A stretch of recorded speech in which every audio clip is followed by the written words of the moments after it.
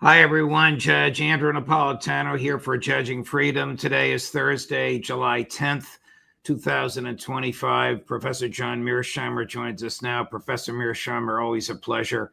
My dear friend, thank you for joining us. Thank you for accommodating my schedule. Professor Mearsheimer, why do you suppose that Israeli Prime Minister Benjamin Netanyahu has been to the White House and to Capitol Hill each 3 times in the past 6 months, the most recent of which were 2 visits this week, concluding yesterday? Let me make one big point here. You do not want to underestimate the extent to which Israel is dependent on the United States. As I've said on a number of occasions on the show, Israel used to pride itself on being an independent actor in terms of fighting wars and in terms of conducting its foreign policy. That world has gone away. They are heavily dependent on us. Benjamin Netanyahu needs us desperately. So it's no accident that he has come to visit Trump 3 times. Just think about that, 3 times in the past 6 months. And as you watch him interact with Trump, what you see is that he goes to enormous lengths to kiss up to Trump. And the reason is he's so dependent. His country is so dependent on the United States. This is an unhealthy situation for Israel, and it's also an unhealthy situation for the United States. But it is where we are at today. Do you suppose that Trump is naive enough, simple-minded enough, vainglorious enough to be impressed by the sycophant-like behavior? I mean, for example, Benjamin Netanyahu nominating somebody for the Nobel Peace Prize. This sounds like a skit on Saturday Night Live. It's so absurd. Who would take such a nomination seriously, except perhaps the nominee? I think that's exactly right. It's laughable to people like us, but to Trump, having his ego assuaged is of enormous importance. You also see this with Mark Rutte, who is the present head of NATO. He goes to great lengths to kiss up to Trump because he believes, like Netanyahu believes, that flattering Trump really gets you a long way. And I think both Rutte and Netanyahu are correct in that assessment. Do you think there's any connection between, or can you shed any light on, or can you offer any analysis of the fact that while Netanyahu was here, the government did a 180 on the Epstein files? And after the Attorney General said they're on my desk and we're reviewing them now, says the client list doesn't exist. Is there any connection between Netanyahu's presence here and this bizarre, aggravating to his base announcement? I don't have any hard evidence to show a connection, but as Max Blumenthal laid out on the show the other day, there's a lot of circumstantial evidence that makes one thing that Jeffrey Epstein was tied up very closely, certainly with Mossad, but probably with the CIA as well. And what's going on here is if that list is made publicly available, we'll see those connections. I'm not sure of that because I haven't seen the list. But there's a lot more going on here than meets the eye, for sure. And again, I think Max laid that out very clearly on the show the other day. Here's the president's reaction when in his presence, actually at a cabinet meeting, the Attorney General was asked what's going on here. Before she could answer, he jumps down the reporter's throat. Why are you even asking this? Watch this. Are you still talking about Jeffrey Epstein? This guy's been talked about for years. That is unbelievable. Do you want to waste the time and do you feel like answering? I don't mind answering. I mean, I can't believe you're asking a question on Epstein. In February, I did an interview on Fox, and it's been getting a lot of attention because I said, I was asked a question about the client list, and my response was, it's sitting on my desk to be reviewed Also to the tens of thousands of video, never going to be released, never going to see the light of day. To him being an agent, I have no knowledge about that. We can get back to you on that. And that's it on Epstein. The United States Attorney for the Southern District of New York, Alexander Acosta, who was the Trump Secretary of Labor in the first term and who negotiated the plea deals with Mr. Epstein, said he was an agent. Would it be beyond Mossad to use sex as both a weapon and an instrument of intelligence? Oh, absolutely not. And Jeffrey Epstein was the perfect person to use. Again, we don't have the hard evidence, but the circumstantial evidence here is overwhelming. And I would also note to you that when I listen to Trump talk about this issue, he's protesting too much. He's so defensive that it makes you almost certain that there's something going on here that he doesn't want to let out. We don't know absolutely. We're not absolutely certain what that is, but it certainly smells like there's a connection here with Israel.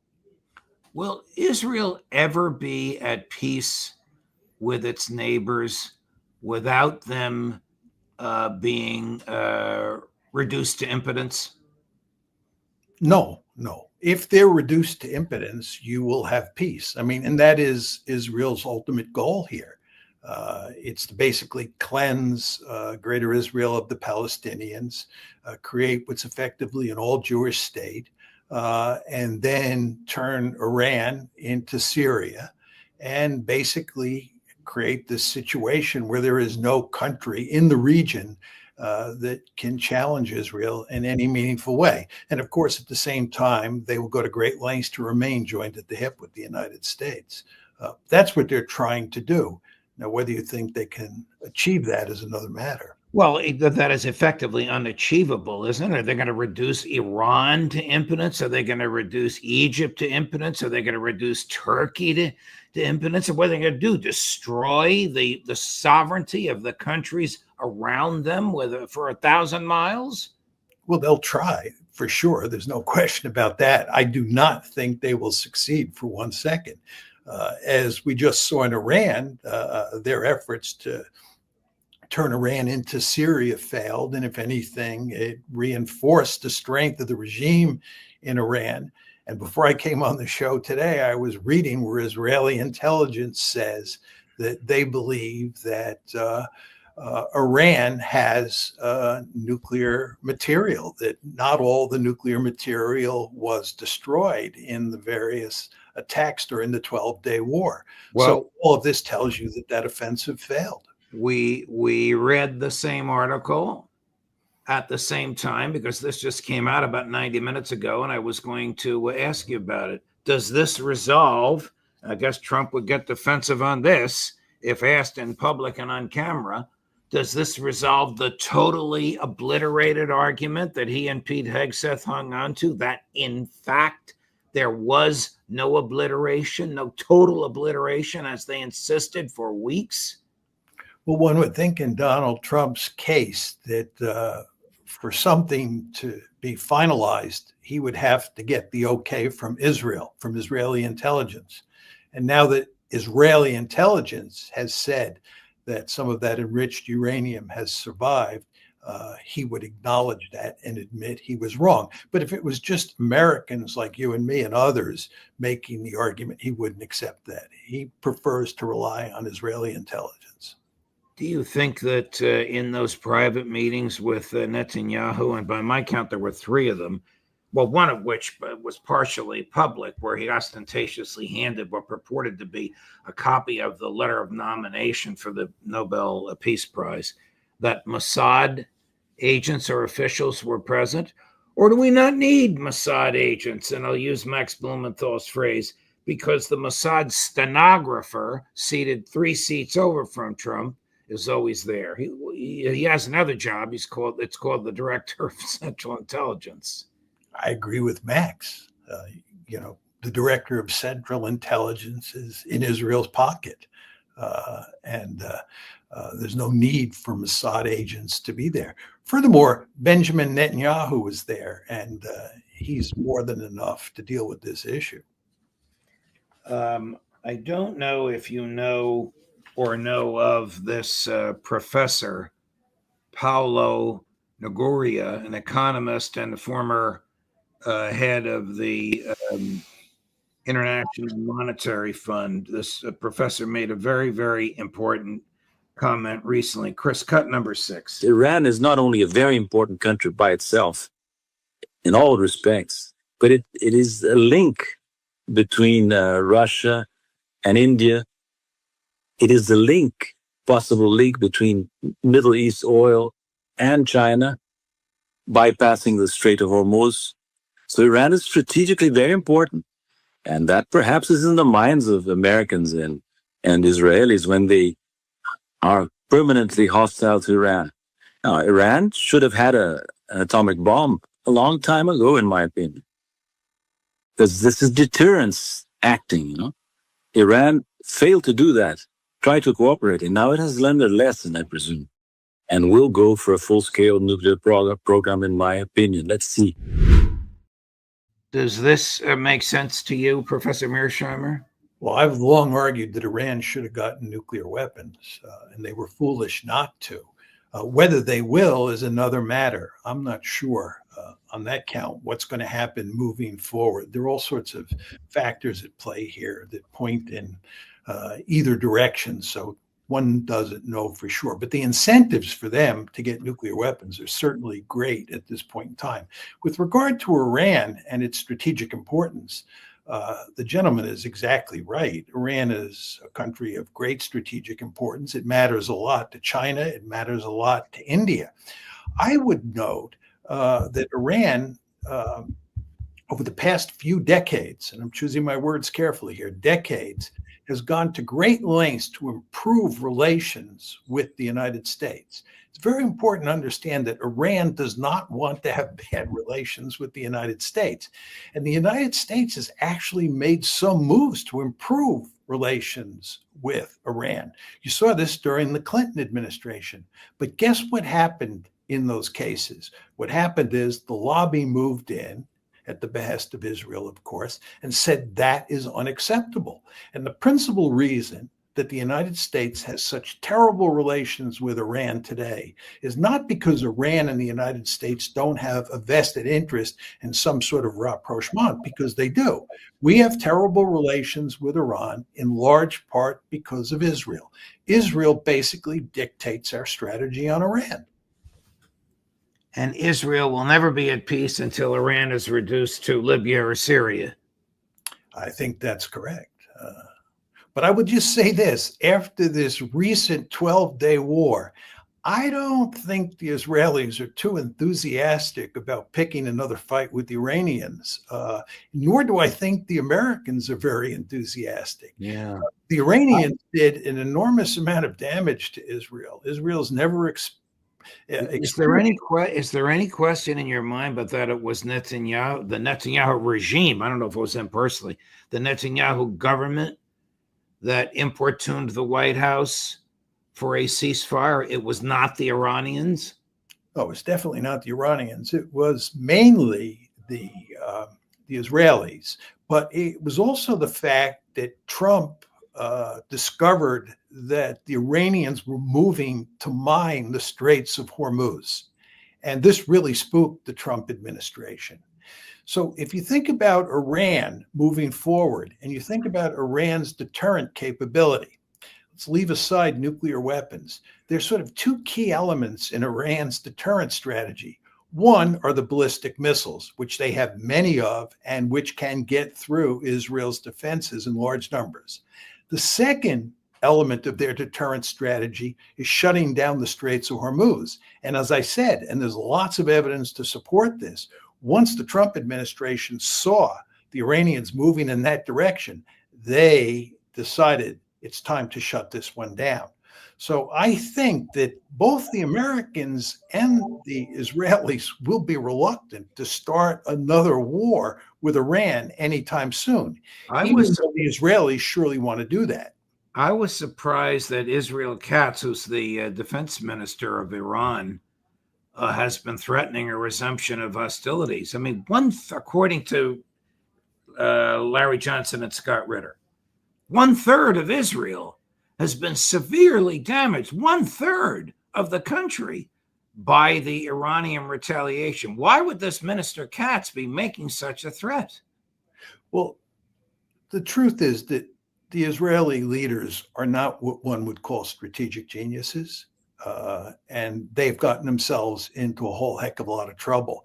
And Israel Katz is not the, smartest guy in that leadership group. And I think that when he's talking about going back after Iran, he's making arguments that do not make good strategic sense. You want to remember there are a lot of people in Iran today who believe that Iran should not have agreed to the ceasefire.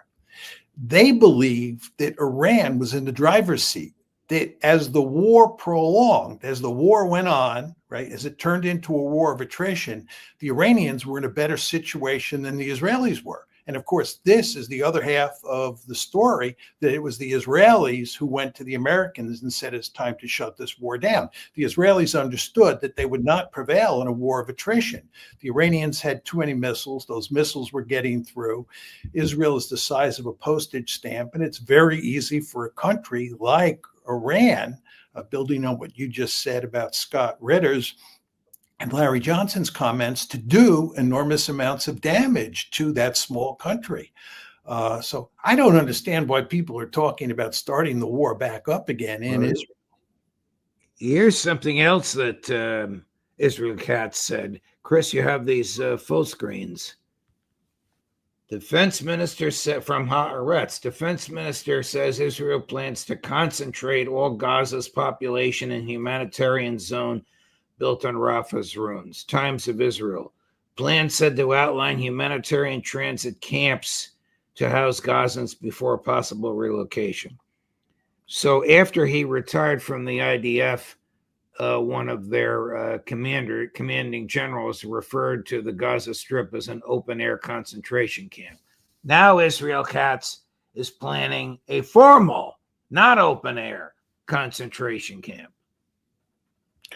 Yeah, I mean, you really have to wonder about the rhetoric that the Israelis use. It's so Orwellian. They talk about voluntary transfer, as if the Palestinians are voluntarily going to leave. Right. They talk about a humanitarian camp, as if this were a humanitarian camp. The more time goes by, Judge, and I hate to say this, and I say it reluctantly, but I believe it's true, the Israelis look like the Nazis. Their rhetoric, their behavior, it's truly appalling. And it's hard to believe that a Jewish state is behaving much the way the Third Reich did in the 30s and 40s.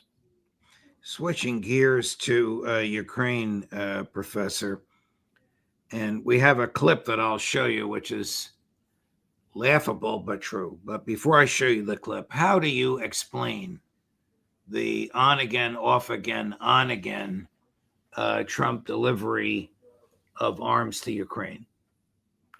I just don't think he understands what's going on here. And I find it hard to comprehend this whole situation. The Russians have made it manifestly clear what is necessary to get a peace agreement with them since last June. June 14th of 2024, Putin gave a very prominent speech to his foreign ministry. He laid out the terms. Hardly anything has changed since then. And basically, you either accept those terms or the war goes on. All this nonsense about calling for a ceasefire and trying to get the Russians to change their terms and so forth and so on is a waste of time. The Russians have made it unequivocally clear what they want. They view this as an existential threat that they're facing, and they have no intention of changing the terms that they are demanding. You might not like that, but that's what's going on here. Now, Trump and his representative, Steve Witkoff, have had numerous conversations with the Russians, including with Vladimir Putin himself. You would think that they would understand what has to be done here. And if they're not going to agree to it, just say that and go on with the war. But instead, there's this constant back and forth pretending that some sort of deal can be worked out, and it's the Russians who are unreasonable, and it's the United States that's reasonable, and so forth and so on, is a charade. It just makes no sense at all. So what's going on here is that Trump is being pulled in one direction and then in another direction. And the end result is he's going to end up looking like Joe Biden #2. He's going to end up looking like Joe Biden #2 in the Middle East. And he's going to end up looking like Joe Biden #2 vis-a-vis Ukraine. He's not going to get a settlement. And he's going to end up continuing to fund this war until it's settled on the battlefield.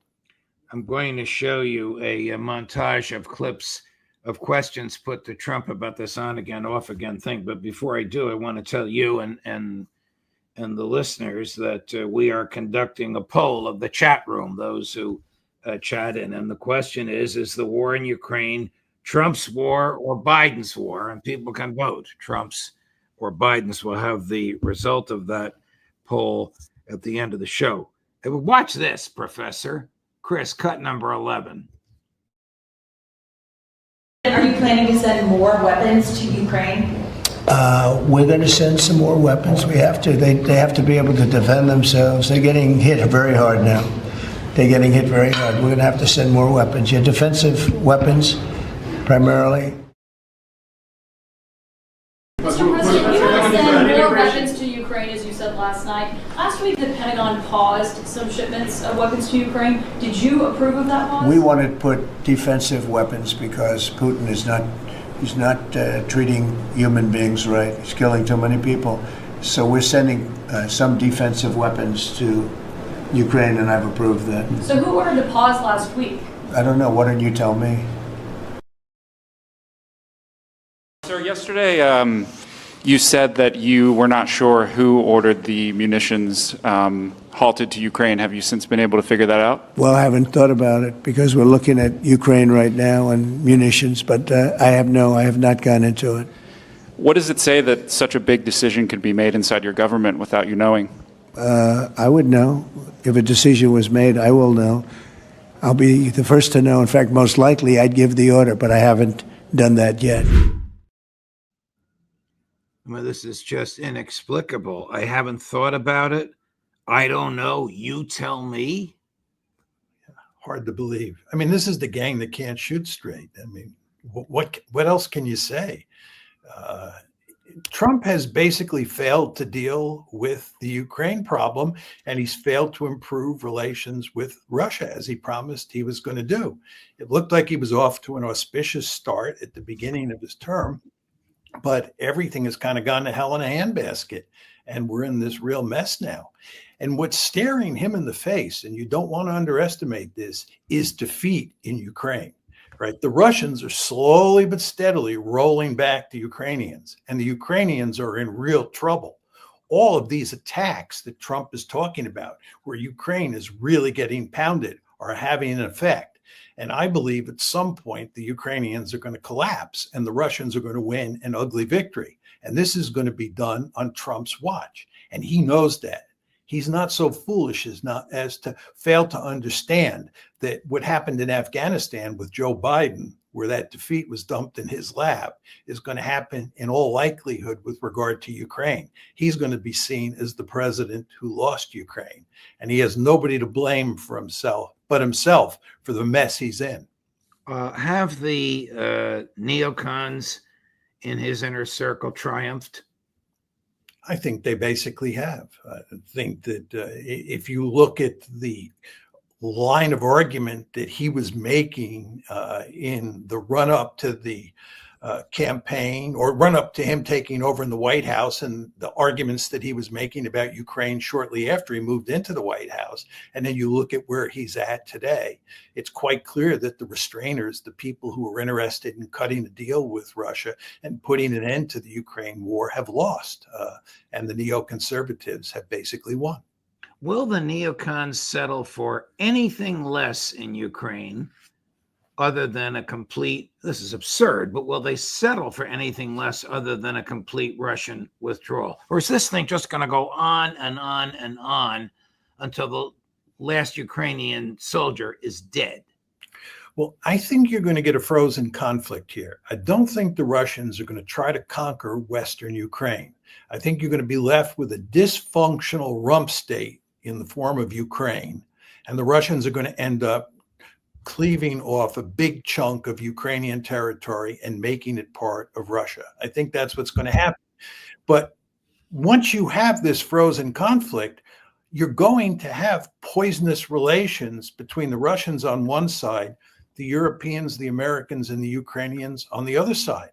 So the potential for trouble in the future vis-a-vis the Ukraine crisis is going to be very great. We're not going to solve this once and for all. We're not going to end up having good relations with Russia and living happily ever after. This mess in Ukraine is going to go on, even once it's settled on the battlefield and you get a frozen conflict. Well, here's more nonsense from their cabinet meeting where the president isn't sure about the answer to a question, and he whispers something to Pete Hegseth, and Hegseth says, I don't know, ask John, meaning the Mossad stenographer, John Ratcliffe, was a couple of persons away. And then the director of the Central Intelligence Agency, with no visible evidence whatsoever, intimates the Russians might be using chemical weapons in Ukraine. There is no evidence for this whatsoever, but tell me what you think of this dog and pony show. Chris the Ukrainians best international court to go after Russia for using toxic chemicals in the fight. Germany and the Netherlands had intelligence saying that. What does U.S. intelligence believe, and what do you believe about the use of chemical weapons? And would you agree that that's the case for it? Well, ask John maybe to discuss it if you'd like, John. Well, Mr. President, obviously chemical weapons, if it's documented in its use, it's illegal. It's against all international laws of armed conflict and treaties. And obviously I can't share in this room with this audience the intelligence that I can share with you privately, but obviously you're not going to stand or allow for any violations of international law by anyone. That's right. Thank you. Intimate that the Russians were using it, or did he just give a pabulum statement of the law? No, he clearly intimated that they're using chemical weapons, but he didn't want to explicitly say that because he knows they're not using chemical weapons. This is a new charge. I haven't even heard this one before. But it just goes to show you that you can't trust anything that the administration says. It's really, truly remarkable where we are at as a country when you can't trust your own government. It just purveys lies all the time. It speaks in Orwellian ways that are really quite remarkable. And the consequences of this, not just for foreign policy, but just for how we function as a society, are really disastrous.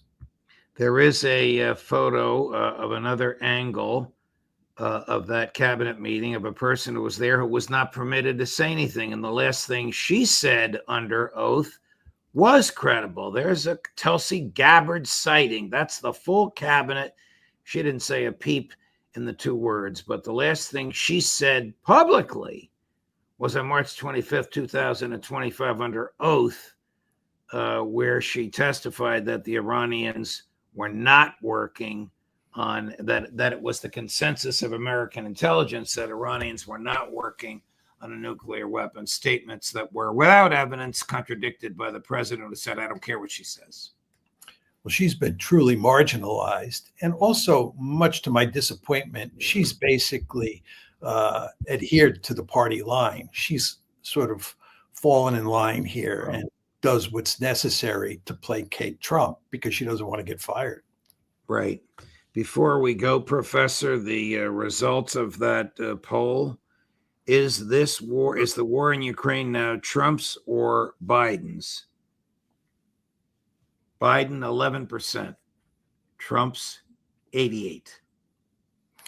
But I would ask you this, Judge. Wouldn't you say that the war belongs to both of them? Yes, it does. I agree with you. The war belongs to both of them. but the president has stopped saying it's not my war and has stopped saying it's Joe Biden's war. And you were right on the mark, in my view, Professor, where you said he's going to have another Afghanistan on his hands. Of course, it was his administration, Mike Pompeo, that negotiated the withdrawal from Afghanistan. It did occur disastrously on Joe Biden's watch. He's going to be confronted with this.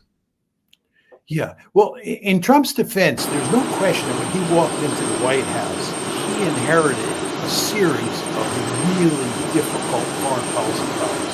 Ukraine is one, the Gaza genocide is another, the Iran issue is the third. But the fact is, he's done a terrible job of dealing with those three problems. Some of it has to do with the fact that he has surrounded himself with neoconservatives. You ask, have the neoconservatives won? All you have to do is look at the people sitting with him at the table. But I do wonder about his level of comprehension. I mean, the answers to that question, I haven't thought about who ordered the halt. I don't know. You tell me. These are non sequiturs. But just to come at this from a slightly different angle and talk briefly about the tariffs issue. About a month and a half ago, when the whole tariff issue was a hot issue, somebody asked him how he decided when to put tariffs on a particular country, or to take them off, and what the level of the tariffs would be, and so forth and so on. And he said very clearly that I do this by intuition. I don't use pencil and paper. I don't do calculations. I do it by intuition. This is a truly remarkable statement. This is not a man who thinks long and hard about how to deal with problems. It's not a man who consults the best experts on a particular subject and tries to figure out how best to move forward. And as I say, when you're operating in an environment where you have a host of exceedingly difficult problems to try to solve, it's imperative that you do that. But instead, he flies by the seat of his pants. He thinks he's a genius. And the end result is he's just digging deeper and deeper in that hole that he's fallen into. Without getting too into the weeds, but to put a bow on this package, the tariff authority is based on an economic emergency. The economic emergency is defined in the statute as a sudden and unexpected event. He used as the economic emergency the imbalance of trade. We've had an imbalance of trade since 1934, so it is hardly a sudden and unexpected event. Okay. He used the latest tariff, 50% on Brazil, his belief that Jair Bolsonaro, the former Brazilian president, should not be prosecuted. And because they're prosecuting him, I'm going to put a 50% tariff on. He is so far afield from the law and the Constitution, it is mind-boggling. I'd make 2 points. One is that Trump does not believe in rules. He believes that rules are for everybody else, but not for him. He believes he's a genius. And as a genius, he doesn't have to pay attention to rules. Second point I'd make, and you know this better than I do as a judge, rules are of enormous importance, or to put it in slightly different terms, laws are of enormous importance for making a country function in a coherent and just way.